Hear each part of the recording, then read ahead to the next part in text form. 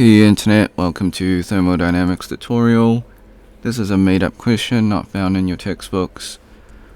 So we're gonna use Python to plot the table and graph and then discuss the results. We're gonna use the previous question 2-103. If you haven't done that question, you can go to that video for explanations. However, I do have the question right here. You can pause the video and go through the steps on your own.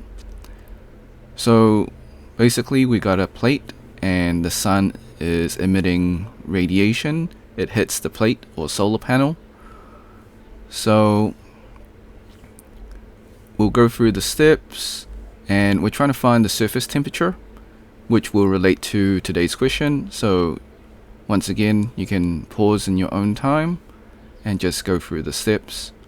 Okay, cool. So here is the table. We've got the heat transfer coefficient H and the surface temperature, so TS. We start off with a low coefficient and it goes up to a high heat transfer coefficient. For the surface temperature, we start off with a high surface temperature and it ends up being a low surface temperature. So here is the plot, which is, let me just zoom in. Okay, so we've got the surface temperature versus the heat transfer coefficient. So the shape of the graph is a reverse log graph. So instead of exponentially rising, it's exponentially decreasing. So what does this tell us? So when we have a higher heat transfer coefficient, we will have a lower surface temperature. So that makes sense because you want to get rid of the heat as fast as possible. So that way your solar panel will be cooler. So if you got a lower heat transfer coefficient, that heat lingers onto your solar panel a lot longer, so your solar panel will be a lot hotter. So that's what this graph is trying to explain. Alright, so that's it for today's video. Thanks for watching.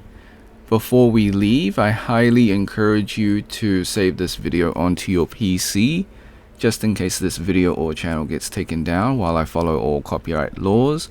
Sometimes things happen. You can do this by using snipping tool. If you're on a Mac, use the Mac equivalent of snipping tool. If you never used snipping tool before, follow these instructions. Click on the icon in your taskbar to open up the program. If it's not there, go to your Windows search, type in snipping tool, open up the program. Click on video option once it's open. Click on new. Left click and drag the rectangle to cover the YouTube screen. This is just an example. Hit the start button in snipping tool, wait for the countdown. Hit the replay button on YouTube, let the video finish, hit the red square in snipping tool to stop recording, and then save your video. So like and subscribe. Share with your friends because this is a made-up question, so they probably won't be able to find it. If you got questions, comments, leave it in the comment section. I'll get back to you as soon as possible. If you want to support me, become a member or drop a super thanks. Until next time, see ya.